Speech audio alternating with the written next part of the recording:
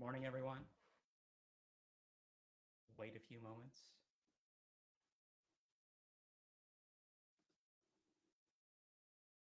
Sorry for the technical difficulties this morning. Facebook decided to change a few things when I wasn't looking.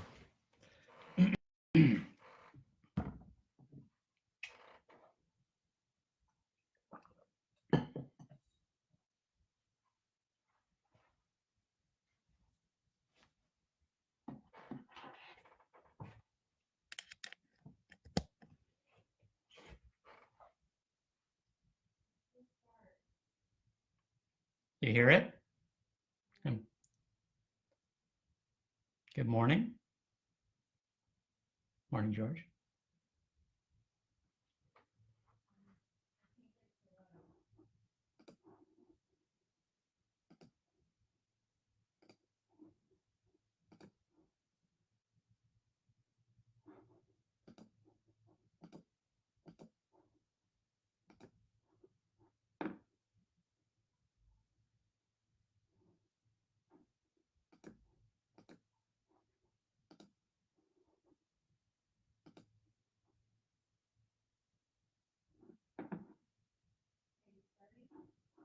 Just a second.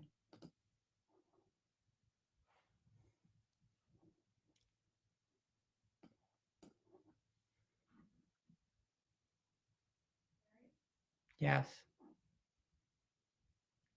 Okay, let's go ahead and get started. Good morning, everyone. I'm Sunnyvale Mayor Larry Klein, and welcome to the 9th installment of our office hours live stream. It's been a busy week as always, but I hope that these weekly live streams actually help out people, provide a chance to answer some questions, and also allow me to give some encouragement to the people here in Sunnyvale. And people really say that they appreciate these weekly meetings. It's a nice end to their week as far as what's happened in the last week, and also gives them a chance to find out some of the things that's happening, especially within Sunnyvale. So I first want to thank you for allowing me to represent you during this critical time. These are extraordinary and difficult times at the end of the day. And I hope that everyone is well and staying healthy. Please remember to take care of yourself, both physically and mentally. And, get outside the house, get in the backyard. It's beautiful weather, although we should be having rain in the coming week. But, make sure that you're taking a break from, I'll say, what is the constant stress of sheltering in place. And sheltering in place has helped. Keep following the county health orders. It's definitely shown a flattening of that curve. Remember, you can do your part to reduce the spread of the virus by washing your hands, by wearing your face mask. Don't touch your face, and of course, when you're out, maintain good social distance from other people. And all that, we're not out of the woods yet. Definitely we're starting to see some counties open up, and especially some states, to good and bad results as we've seen. But it's not easy, and I'm constantly talking to the county health officials on what can open up when, but we've set pretty exact guidelines as far as how we'll open up. And there were reports earlier this week as far as quarantine fatigue. Americans are really growing weary of the social distancing and the sheltering in place, and the fatigue will only increase over time, especially as the weather gets nicer, as people don't want to stay in their house. They want to intermingle with other people like they do every summer. That being said, I think it's important for people to maintain, this social distancing. We don't have enough testing and tracing yet. We're still ramping those up, and that's the key to opening up everything. So, it's really important that we do everything we can, because you can be asymptomatic. The carrier of COVID-19 doesn't necessarily have to show symptoms. So please be careful when you're out, when you're visiting other people, when you're at the stores. It is critical that social distance, that wearing the mask is done by everybody. So it's been another busy week. We're now 59 days after the March 16th public health order went into place. And for the Bay Area counties, that's really helped. Some of the counties have seen a lot fewer, cases as far as COVID-19. Since the declaration, a lot's happened, a lot more happens every day. I have daily conference calls and press conferences to watch. I confer with federal, state, county level officials, and it's not an easy task, but I think Sunnyvale is doing a good job, and we are moving forward as far as handling this issue. We're dealing with a lot of things that we didn't foresee 6 months ago, but we're forging a new path forward. So let's kind of go back on what's happened in the last week and a half. First, the new county health order went into place about a week and a half ago on Monday. The order loosened restrictions on certain things, mainly, like residential and commercial construction. And it also clarified some things from a county standpoint. So first, all construction, just to kind of do a recap on the current county health order, all construction projects that follow construction project safety protocols. And that's really important because the county laid out certain protocols, and there was a Sunnyvale construction company that basically was put on hold in Milpitas in the last few days, mainly because they weren't following the construction project safety protocols. And that, as far as construction is concerned, it's residential and commercial construction. And so you've seen the Whole Foods development has restarted, and so that's going on inside. Lots of residential, small home residential, as well as larger projects. And then you've also seen the Washington Park pool construction has also began. So we're starting some infrastructure projects from a city standpoint. The county health order also allowed all real estate transactions, allowed child care establishments to restart. So that's summer camps, educational, recreational programs, and that's all for children of people that are allowed to work outside of their homes right now. So essential workers, and that's really important. So that was the main focus of that health order, child care for those essential workers.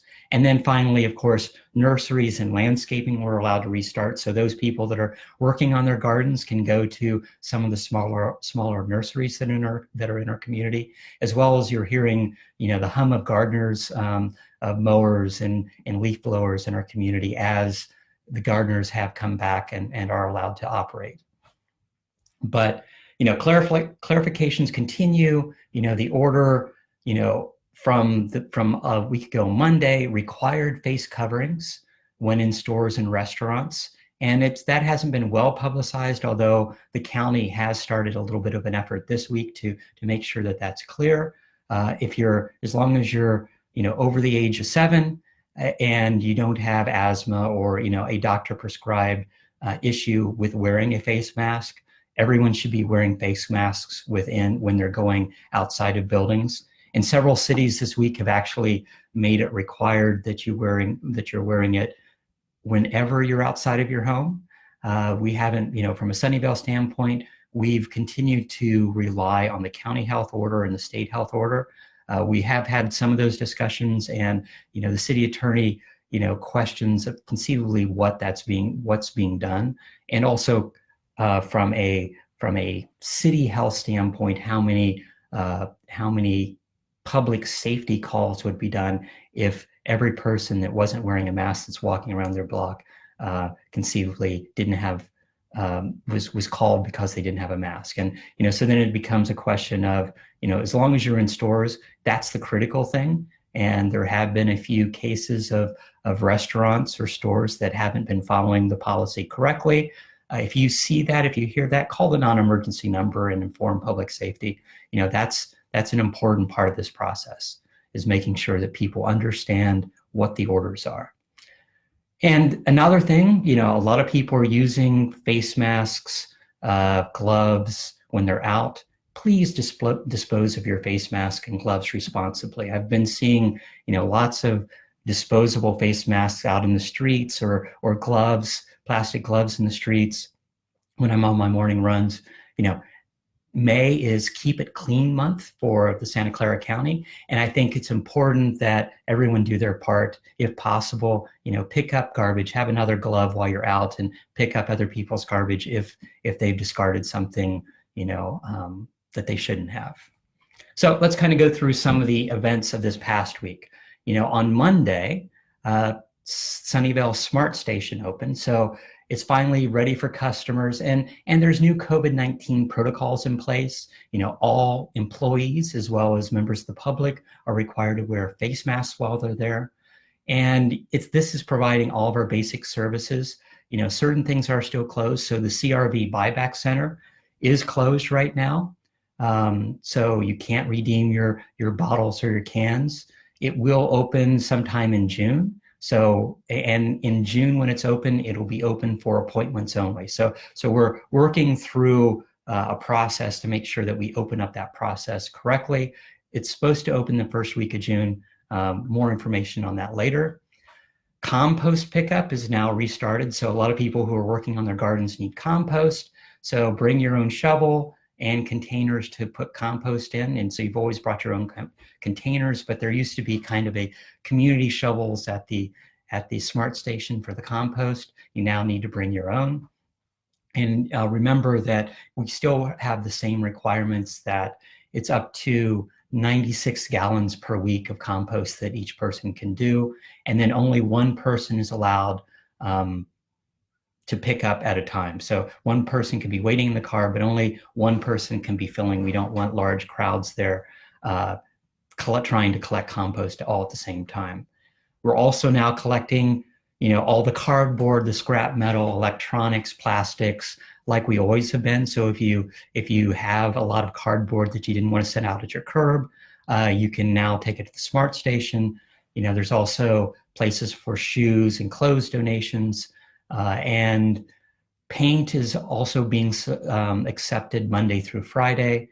It's closed on Saturdays and Sundays, but you can drop off that, as well as antifreeze and cooking oil. And then as far as public materials disposal, so if you have a pickup truck full of junk that you're trying to get rid of, trash, tires, concrete, mattresses, all that is accepted now. The big thing is, as far as dropping that off, it'll be a contactless payment system as far as weight and all that. And then the food scraps bin has opened. So if you're in a single family home, you have a food scraps bin. If you're in multifamily, a lot of those families are living in apartments, are collecting their own food scraps and dropping them off at the smart station. So that is now reopened. So, it's good to see some things within the city, some new operations actually reopening with the latest orders. Let's see, over the last week, the Director of California Department of Public Safety and Public Health has continued to update the approved outdoor recreation. So a week ago, the order did not include tennis, it included table tennis. Since then, they've added tennis to that, and the Sunnyvale Tennis Center will reopen today. So for those people that are tennis players, you do have that capability. The other city tennis courts in the parks, the public works is looking at that. The Parks Department is currently looking at that, trying to figure out how to make sure that people will comply with the shelter-in-place orders. We don't have a specific date for those opening yet, but those should be opening relatively soon. As far as lifetime activities, it'll only be singles play, and the 2 people per court, so max 2 people per court, have to be from the same household. So this is part of that, the order and what is kind of prescribed limits as far as interaction between people. And it's the same thing as far as activities at parks. There is, limited toss and soccer and all that, but it can't be groups of people that are not sheltering together. On Tuesday, Sunnyvale City Council, so we met Tuesday evening, and we didn't have anything related to COVID-19. We did have, several consent items, but the big thing that we approved was a new Moffett Park building. So Google has had a project in the works for, I think, over about 2 years now. It's when I went to my first outreach meeting with people, and they've been very good about that outreach. As far as that project is concerned, it's a tiered kind of garden along 2 sides. So it's on either side of the West Channel, right next to Caribbean. So it's right next to the Smart Station, actually. But it's a very iconic building with tiered walkways going up the side of the building, and lots of gardening. But the other big thing about this project is it improves the West Channel. So we have kind of 2 channels running through Sunnyvale, the West and the East Channel, that are owned by the Water District. And what this project is doing is Google working with the Water District to completely, redo that to add pedestrian and bicycle access along that channel. It'll be important as far as also improving that floodplain. So improving protection. We do have to worry about sea level rise and making sure that water coming from the bay into Sunnyvale, especially into Moffett Park, is handled accordingly. And so that's part of that flood channel protection. And then also improvements as far as the riparian wilderness. So making it a lot more friendly for wildlife, for birds, all through that area. So, I was really happy to see that, as well as a connection from that West Channel across Caribbean. So there'll be a new crosswalk that'll connect up to the Bay Trail. So you can go from the Bay Trail across Caribbean. So there'll be a car and pedestrian and bike new crosswalk, basically a signalized intersection, and then ultimately connecting up to that West Channel. And so I think this is going to become kind of the standard as far as updating our channels. Definitely, I've been working with the Valley Water for a while now on what can be done there, and they've been fairly receptive. It's more money and getting the right timing as far as when we're working next to that channel. But all the channels within Sunnyvale conceivably could become more of a trail system, and that's what I'm hoping for as we go forward. So let's see. The other thing on Tuesday, the governor announced new orders for when restaurants open up. So that's been, an ongoing question. Right now, all restaurants can only do takeout. So one of the things that restaurants are looking at is how they're going to open up, what's going to be the new restrictions. So part of the new requirements for sit down and dine in, and that's the biggest thing, is the sit down and dine in service that a lot of restaurants rely on, and a lot of the personnel, the waiters, the waitresses, that are the wait staff, the greeters, all those have basically not been working for the last 8 weeks, as it's been just the front of staff that are handling orders, delivering food to the door, as well as the cooking staff in the back. And so it's how we come out of this in the long term. So some of the things that Governor Newsom laid out were disposable menus, or menus posted online or within the restaurant.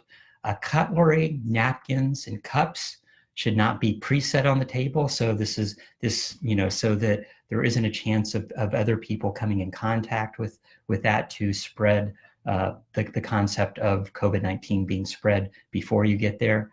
Avoid the use of shared condiments, so salt and pepper shakers, ketchup bottles. All those will become a thing of the past for at least a short period of time. Who knows how long? And pre-roll utensils in napkins so that they're not just being passed out on your table. Containers, takeout containers now must be filled by the customer themselves. So the wait staff can bring you the takeout container, but you need to fill it yourself. And then after every person leaves, tables need to be tables, chairs need to be cleaned after every use. And of course, there will be no more, tableside food preparation. So what used to happen of like guacamole made at the side of your table, that can't happen anymore. It's just delivery to your table side. And then bar areas inside restaurants should be closed. That's going to be a big thing. So we'll see how that works out as far as when you're not eating, wearing a mask. But there was also a bit of good news. One of the things from the governor's report on Tuesday, or I think it was Wednesday when this came out, licensed restaurants may also sell to go alcoholic beverages for delivery also. So up until this point, they've been able to sell for takeout as long as you're buying food. Restaurants will now also be able to do that from a delivery standpoint. So all that is been cleared. So lots of restaurants that are used to having alcohol, and alcohol is really important for a lot of these restaurants as far as from their margins standpoint. And so being able to not just do it on a takeout basis, but do it on a delivery basis is really important. On Wednesday, Sunnyvale released the fiscal year 2020-2021 recommended budget. And I'm still going through that. It's been a busy week, but this is, and from a city standpoint, we have to have a 10-year balanced budget by charter and a 20-year plan. And we've been fairly conservative for the last few years, thinking that there's going to be a downturn. That being said, we never thought it was going to be something of this nature, and we're trying, we're trying to work through, staff recommendations. So staff is, making some difficult recommendations, reducing or deferring certain services. So some of the, road improvements, increasing the quality or the number of cracks in the road and all that, that might be delayed a little bit. Freezing hiring for vacant positions has kind of already been done, but it's been qualified for an extended period of time now. We'll have to dip into some of our reserve funds, and when you start doing some of the long-term budget evaluation, definitely you look at making sure that you have appropriate reserves.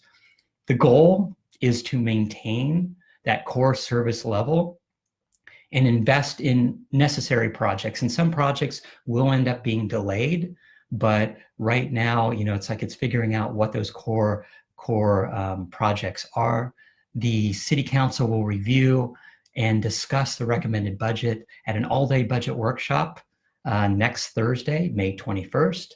So that budget meeting starts at 8:30 a.m. Residents can send letters. They can also provide voicemail messages of up to 3 minutes for that meeting. So definitely just go to the city website and the agenda, and that shows you how to either where to send your email or where to leave a voicemail message if you have, public comment, or you can, on the day of, you can up till, that morning at 8:30 a.m. I'll be opening public comment, and then we'll go through however many letters, up to 3 minutes, and appropriate advocacy as far as phone calls. So that's part of the process that we always do. As far as Thursday, so we talked about, we released our budget on Wednesday. The Governor Newsom released the new budget for California on Thursday, and it was a $203 billion budget, which is proposed, which is about a 5% decrease from the current year's budget. And it was a big change from just January, when we thought we were going to have another, year of basically a good fiscal year and having excess monies that we could spend and put into new programs. And so the governor's budget basically will tap into the $16 billion rainy day funds that we've collected over the last 3 years. And so the record budget surpluses are gone, and we'll figure out, how to reduce basically operations across the state. And there's going to be a lot of hard decisions being made it's definitely, the budget is a negotiated process between the legislature and the governor. But there's currently about a $54 billion hole in the budget. We were initially looking to have about a $6 billion surplus at the end of this year that would be added to our rainy day reserves, or a portion of would have. Now we're looking at conceivably a $54 billion deficit. So, and Governor Newsom is asking, the federal government for help. The biggest cut was $14 billion for K through 12 school and college funding for state employee compensation. So that's a very big thing. They're using some of the stimulus funds from March to help backfill that, but there's definitely a lot of cuts as far as that's concerned. And the governor announced, 4.6 million Californians have filed for unemployment since March 12th. So it's been very, very difficult for a lot of people. And from a services standpoint at a state level, one of the big things is, we're going to have to reduce, and we're going to see how that affects local services. A lot of things have been moving to remote operation as much as possible, and conceivably that also helps reduce the number of personnel needed. That being said, these are people with jobs that work for the state and local areas, and what are we going to do? So, that's a negotiation that happens between the governor and the legislature. Next up, let's see, the county dashboard. Oh, actually, no, before we get to the county dashboard, let's talk about this morning. The House is voting, so back to a federal level, because we're constantly switching between the county and the state and the federal. This morning, the House is voting on the HEROES bill, which would provide $3 trillion, that is trillion, in relief. And $1 trillion of that, approximately, as far as what's been proposed, would go to state and local governments. And that's been really critical, for us, and I'll talk about that in a minute. 200 billion in hazard pay. So of the 3 trillion, 200 billion in hazard pay for frontline workers. There's money for pandemic testing, $75 billion for testing, tracing, and treatment. And then there's also a portion there about forgiving up to $10,000 in student loan debt. So that's, it still needs to go through the Senate, and there's that whole negotiation that happens at the federal level. I've already heard that certain senators don't want to even do anything until Memorial Day. So we'll see how quickly this moves forward. This is critical for Sunnyvale, and I've been advocating, with Congressman Khanna's office for a while on this. The first CARES Act only provided money for cities over $500,000. So San Jose received money from that CARES Act. However, the other 14 cities in the county didn't.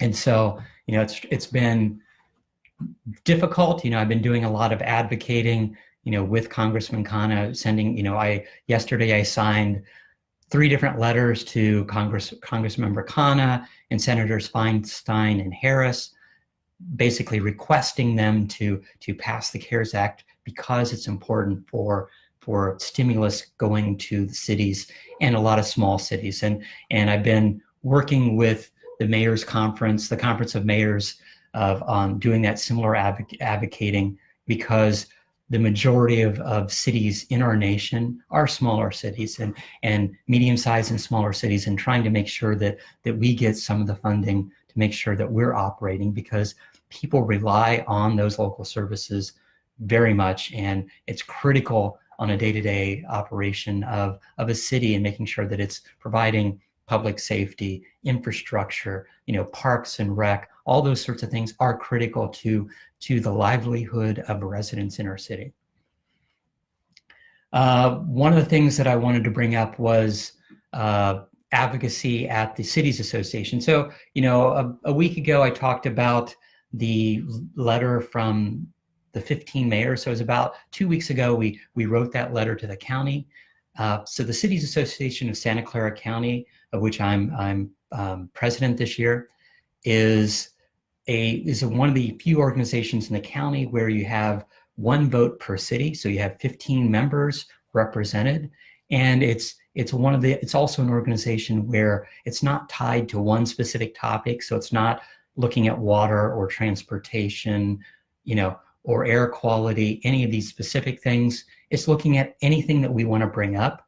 And so that's from that effort came the testing and tracing request to the county. So we, you know, all 15 mayors basically asked for a timeline and how we can partner to try to figure out how to move forward, how to, you know, implement more testing, because the amount of testing that we have in the county is critical. And then moving on to the question about how do we do tracing. And so trying to figure out how we figure out when somebody is infected with COVID-19, who they've contacted, who they've been in contact with over the last week or two, and then contacting them to make sure that they're getting tested accordingly. So that's, you know, that letter got a lot of focus and showed that I think it was the first time that cities came together trying to basically partner with the county in a more, you know, in a more focused way. So I was very happy that all 15 mayors were able to sign that. And then one of the other things that we just did last night is we unanimously adopted a resolution denouncing xenophobia and anti-Asian sentiment due to COVID-19 pandemic. And there have been incidents of discrimination, hate crime, and microaggressions against Asian Americans of all ethnicities since the COVID-19 virus began. And that's happened around the country and even in our county, as much as, you know, I hate to think that happens here, but it has been happening here. And as that volume of hate crime incidents has increased, it's important that we all take a stand against that. So the County of Santa Clara did this about 3 weeks ago now, and was trying to be proactive in curtailing racial discrimination and harassment during the pandemic. So they made a resolution, and it's basically denouncing xenophobia, exactly what I was saying, and encourage victims and bystanders to speak up and stop this climate of hate. So if you see something, definitely say something. You know, this is unacceptable in our communities. And I was very happy that the representatives from all 15 cities last night unanimously approved this resolution. So a few cities have done their own resolution to some degree mimicking what the county has done. You know, we have our value statement that we made a year ago, and part of that was, you know, not allowing xenophobia, making sure that, you know, Sunnyvale is a place where we cherish our diversity, where we welcome all races, all nationalities, and that, to me, all religions, all that's an important thing. So currently we have no plans to do a similar resolution. I thought it was more powerful to say, you know, all 15 cities in the county have done that resolution as one entity. So I just wanted people to know that if you see something, definitely, you know, speak up. This is unacceptable in our community. And as far as, let's go to kind of the county dashboard information. So every week we talk about how the cases are increasing, and definitely the number of cases of COVID-19 has leveled off within the county. It hasn't really went down yet. We're seeing, you know, maybe a little dip on a day-to-day basis, but we're still increasing the amount of testing that we have. Our goal is to hit 4,000, being able to test 4,000 people per month by the end of the month. And that in itself will show an increase in the number of of people that have been exposed, so that are testing positive for COVID-19, but that will take a while. From last night, the county reported that there were 2 additional deaths related to COVID-19. So that brings the total deaths within the county to 154. And then the number of cases within the county is currently 2,391, of which about 1,582 are from San Jose, and Sunnyvale is now at 147. So we go up, about, 10 a week or so. So we're still having a certain number of cases. The big news is, based upon the mayor's letter and, meeting with county health and the county supervisors, there will be a North County county-sponsored health location. And if you go to the county webpage, there's lots of locations throughout the county. There's a few, and some of them are private. So like One Medical, if you're a member of One Medical here in Sunnyvale, you can go get a test. But it all depends upon the hospital. What we're trying to get is more county-sponsored events or county-sponsored testing locations. And it sounds like, from a report last night, we should have one opening right here in Mountain View. So between Palo Alto, Mountain View, and Sunnyvale, we've kind of been working to the county saying we need one in the North County here. And from the county supervisors, they've listened, they're looking, they've been working with the county staff, and we should be having one opening up in the next week. You'll hear more about that later. And let's see, I think that's it as far as kind of a county update. From a state update and a federal update, we're all dealing with kind of budget issues right now. And I think, we're all trying to figure out how we move forward with reduced sales tax, reduced TOT. We're looking at whatever options that we have available. And that's the difficulties of trying to plan when we don't know how bad it might get from a financial standpoint. Most of the financial updates are on a quarterly basis. And so a lot of this projections based upon, we don't know how the rest of the fiscal year, which ends at the end of June, is actually going to look. So definitely, what's happening at a federal level, which they can print their own money, but at a state, county, and city level, trying to figure out what we're going to do from an operations standpoint, what we're going to do from a employee standpoint becomes really important. Okay, and let's see, as far as other things, I think that's it for the week. Let's go on to questions that I got over this past week, and if you have questions, definitely put them in the comments, and I'll try to get to them before the end of the day today. First, when are the tennis courts opening? So as I reported earlier, Sunnyvale Tennis Center opens today, and staff is looking at opening the rest of our public courts, hopefully in the next week or two, and making sure that there's appropriate measures in place and signage to tell people, it's singles only, it's for families only. So that's an important thing, to make sure that we have the signage and appropriate measures to tell people what they should be doing and what's allowed from a city standpoint. Here's a question I seem to be getting a lot for the last 2 or 3 weeks. Can we close Murphy Avenue to cars and make one outdoor eating area? Well, a lot of cities have been, you've been seeing that in the news, and I've been working on this for, multiple months now, even before COVID-19. Definitely, I talked to the Downtown Association in January, and this comes up every few years, and normally the businesses downtown like the street to be open, except for like Wednesday night music and Saturday night music. And so it comes up every few years, and usually the Downtown Association has been against closing down the street to make it only for pedestrians. That being said, because of COVID-19 and part of those measures that the governor laid out, who will be a lot of reduced seating within restaurants.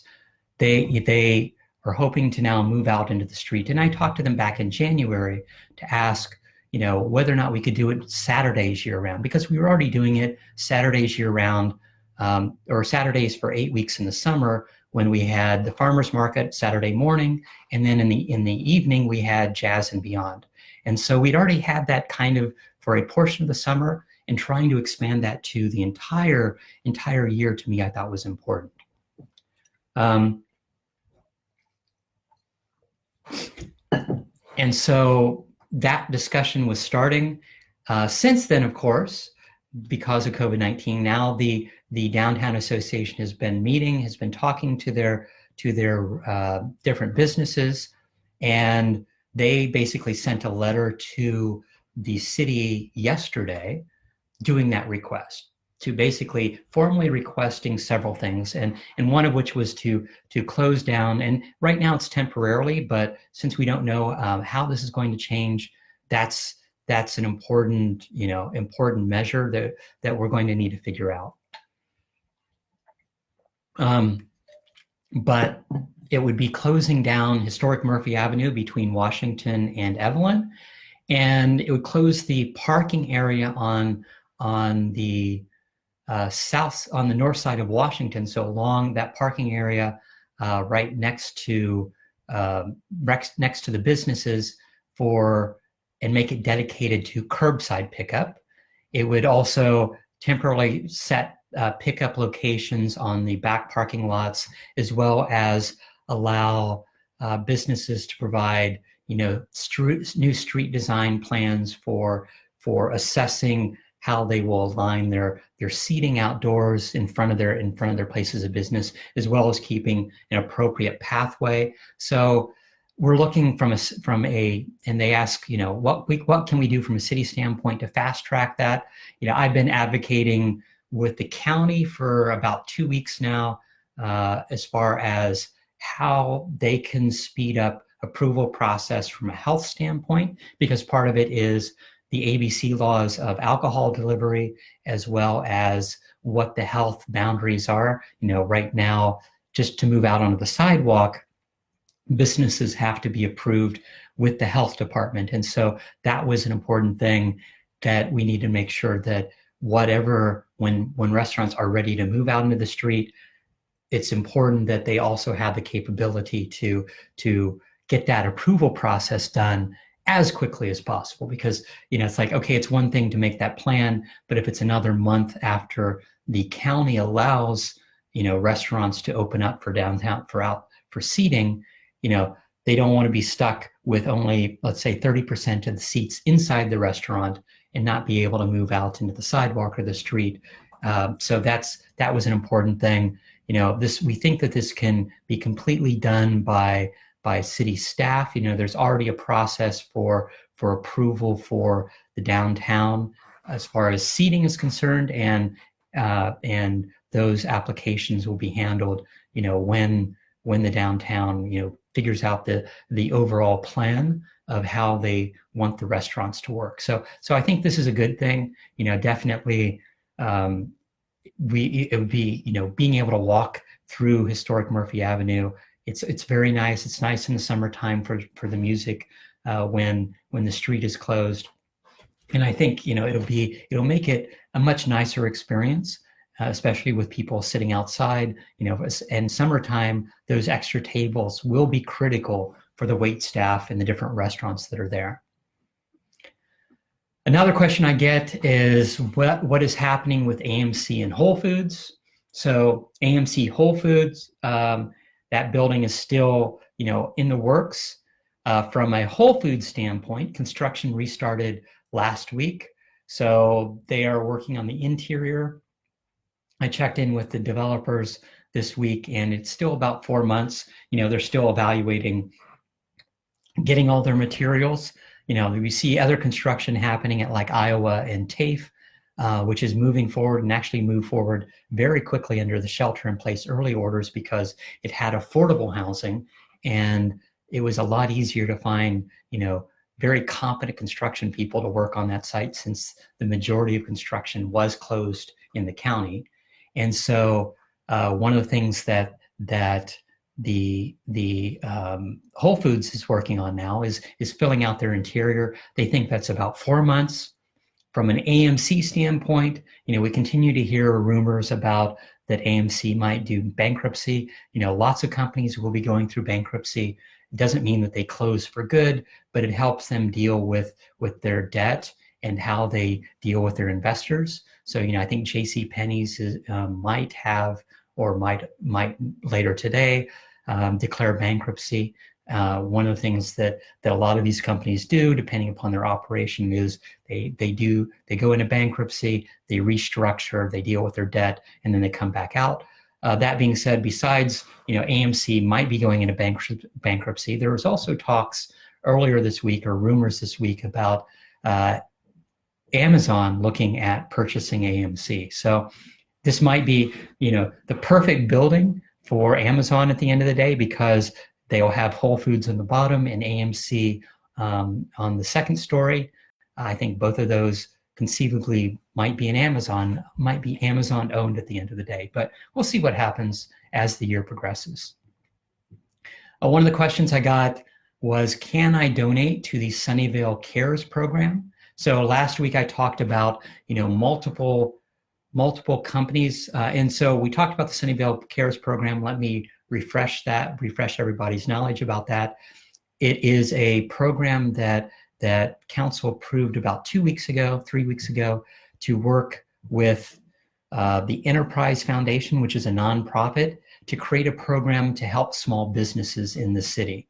And so we've had a lot of large companies, Google, LinkedIn, J. Paul, Intuitive Surgical, contribute to that fund. And between the $600,000 that the city put into the fund, that's been surpassed now by corporate contributions. And so now we're above $1.1 million. That is for small businesses to apply to, and we should be having a press release, a big kickoff, I think next week, to tell people what's happening and opening up that window of application. So depending upon the full criteria, and that criteria is being worked at between the staff, city staff, and the Enterprise Foundation nonprofit who will be administering it. Definitely that will be the criteria and the window.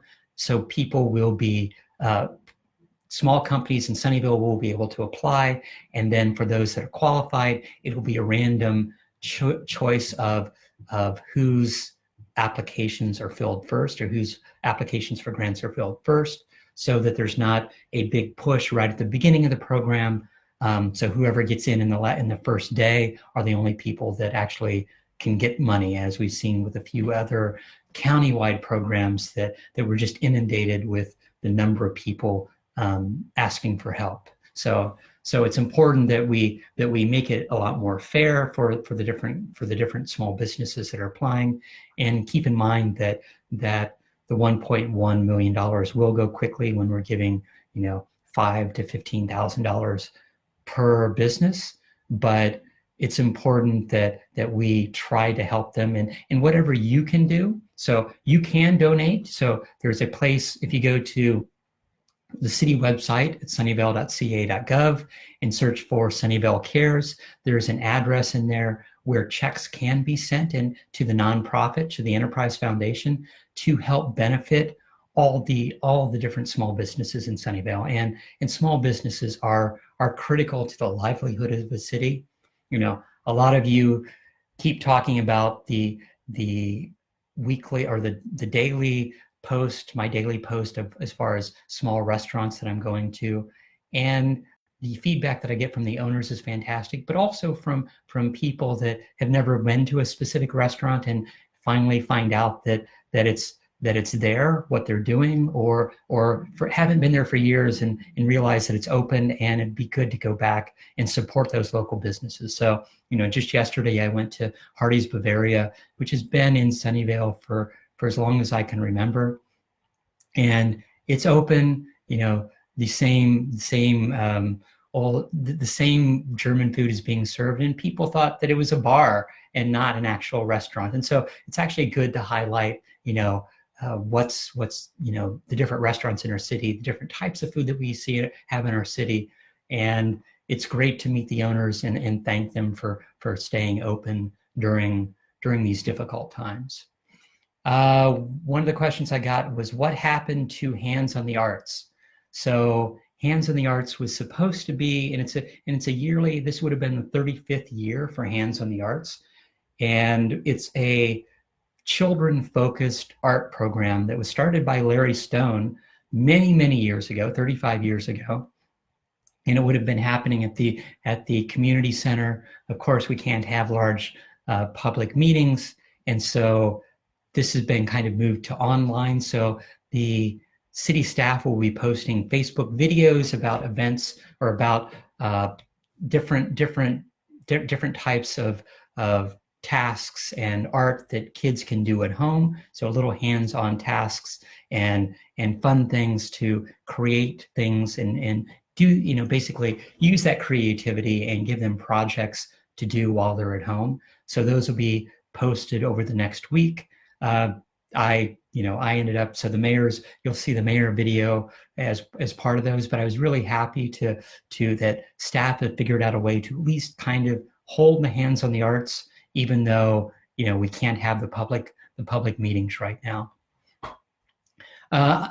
Another question I got from several people is, I received a letter of rate increase. What is this letter? What does it mean? So one of the things that I talked about at a previous meeting or a previous live stream was that the city council decided back in, I think, April now, it's all merged together, that we would not increase the water rates and that we would not increase the waste rates for the year. And so that's basically, that's based upon reserves, a reserve fund that we had. So water and solid waste remain flat and stay the same. Wastewater, so basically our wastewater treatment plant, has a proposed increase of 4%. And so that's the letter that a lot of people received.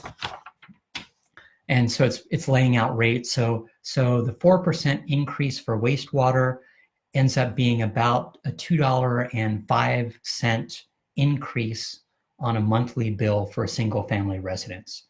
So that, because we are continuing to rework our wastewater treatment plant, which is, a many $million budget over the next 15, 20 years to redo that, because you need to keep the wastewater treatment sewage plant going while you also replace it. So it's an interesting, puzzle to keep operation of different buildings going while you're creating and or expanding the operation of a specific building, and then tearing down that once you have a duplicate operation going. So, from a city standpoint, it was important for us to make sure that the wastewater treatment plant and that funding continued.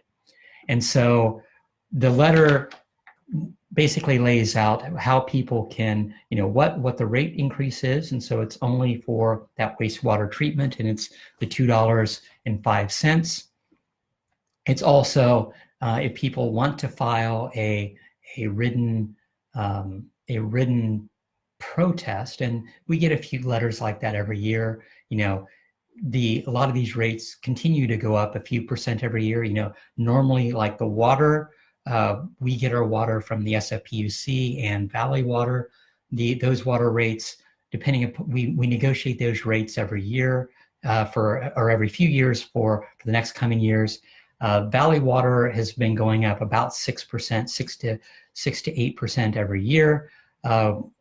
I've been advocating. We wrote letters. I called their board members, and Valley Water decided not to increase their water rates, which was really important because we didn't increase ours, and if they had increased, we would have had to pay it out of our reserves.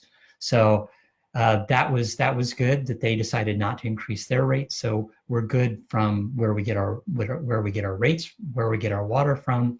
And then from a wastewater treatment plant standpoint, we will be meeting from a city council standpoint on this on June 23rd. So if you want to write a protest letter, write it and send it to city council and city manager. One of the things I did want to warn about was be careful of scams. I've received, a text for somebody saying, here's how you get access to your COVID-19 check. The people are still getting the checks from the federal government from the first round of CARES funding. And I've seen multiple scams out there, so do be careful about that. Let's see some of the other questions that I got. Who do we contact to pick up trash that's left on a street corner? So I think the best that so you can contact city staff if it's been dumped out onto the street. So there's a non-emergency number. Sunnyvale Access has a number, and they will go out. So public works staff will go out and clean the street if somebody dumped a bag of trash or something of that nature. Let's see. I live near the old Blue Bonnet on Evelyn. Are you saying the water channel is on track to become part of a trail system in the future? That would be amazing. Is the plan to go over under the railroad tracks? So that's one of the issues. We don't have a full plan for all the channels. We have partial plans for some of them. So that, and certain areas where they're meeting major roads, it's a big effort to go under, go over. If you take a look at like the San Tomas Aquino Trail, it took many years to do that as far as going under or over. There are certain places besides the Moffett Park East and West channels. There's an area near Arquez that has been looked at for a while. There's plans for that, but it's working with the Valley Water to make sure that they have appropriate approval, getting the funding. So there's a bigger plan. Whether or not we could actually go underneath the train tracks, that's a whole other issue. That conceivably there are places within the city that it would be, almost impossible, much like, we have 101, we have 237. It's figuring out how to get past these areas. And sometimes you can't in any easy fashion. So those are kind of long-term goals. I was happy that at least we started seeing the first of those conversions happen. And we'll see how quickly we can get, other channels as far as pedestrian and bike access done in the city. Let's see.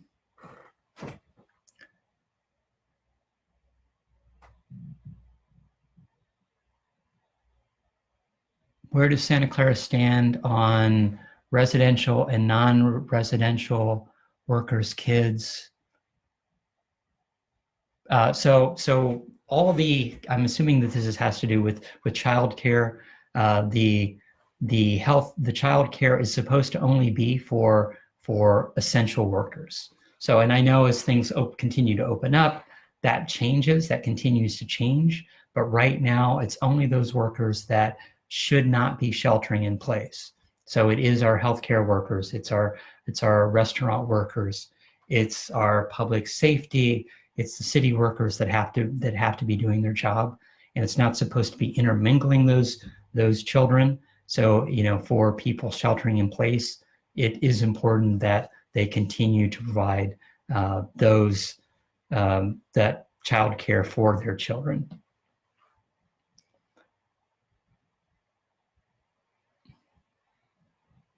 Okay. And childcare can open. So, sorry, the governor announced the childcare can now open for both essential and non-essential workers. So I haven't seen that from a county level yet. So let me check. I hadn't heard that was the case. Things are constantly changing. There's a lot of information, between the county's calls, and I'm assuming that over the next week, the county will have another press release of opening up. Definitely we'll see moving slowly into stage 2. So right now we're still in stage 1. Stage 2 is when more restaurants can open, more curbside pickup at different stores can open. And so I think the child care will also be important. But let me check with the county on those regulations. I hadn't seen that changed at a county level yet, but it's, this is the whole thing right now. There's a lot of things are constantly in motion, and it's trying to keep up with all of that. Is the city looking into allowing restaurants to convert parking into outdoor seating? That's also part of this discussion. Right now, we're focusing on downtown because that's a common area where we're already doing outdoor seating. That has been part of the discussions with city staff of allowing other restaurants to use part of their parking lots for additional seating. The problem is, a lot of these parking lots are commonly owned, and so it's how to make sure that you still have appropriate number of people that can come there to park for either pickup or parking while they're eating, and then of course finally making sure that it is safe at the end of the day. It's easier for Murphy Avenue, where we can put up the bollards and completely close off the street to make sure somebody doesn't accidentally back or drive into that area. It's a little more difficult when you're talking about closing a portion of a parking lot. Can residents get AC installed if the installers follow requirement protocol, or is this too risky? Right now, I think, and so I'm not positive, and let me check with the county on this, I think that falls under home maintenance. So, definitely I saw something over the last week about solar panel installations, and so let me double check with the county regs on that. But I know there was questions about air conditioner installation, solar panel installation. They're all construction on residential has been approved. So as long as they're maintaining appropriate protocols, I think those will be allowed. So I think we are out of time. Sorry again for the late start. There were some changes to some of the interfaces, and it took a while to get through them. Let me just wrap up. It's after 10. I want to thank you again for joining me again this week. Please email me or add a comment on this post if you have questions, if you have suggestions. It's very, it's all very useful. If you have that question, probably 10 other people, watching this or in the city also have that question. So it's good to get those questions out there. I'm proud of Sunnyvale's response to the pandemic. It's really good to see and hear about people helping their neighbors, making and sharing face coverings, sharing homemade cookies and cakes and bread, but just helping build our community. So remember to check in on your neighbors, making sure that they're good, that they're well is really critical. I'm proud of how Sunnyvale has really pulled together in this time of need. If you're out on a walk, wave, say hello to people that you might never have talked to before, from a safe social distance, of course. People miss that social interaction. It's simple measures, simple gestures, to others really do matter. And it's very emotional. It's emotionally draining and physically draining as far as sheltering in place, but please continue to do it. Sunnyvale will emerge from this as a stronger community. We're in this together. We'll get through this together. Thank you very much for listening, and until next week, stay safe and have a great week. Take care. See you. Bye.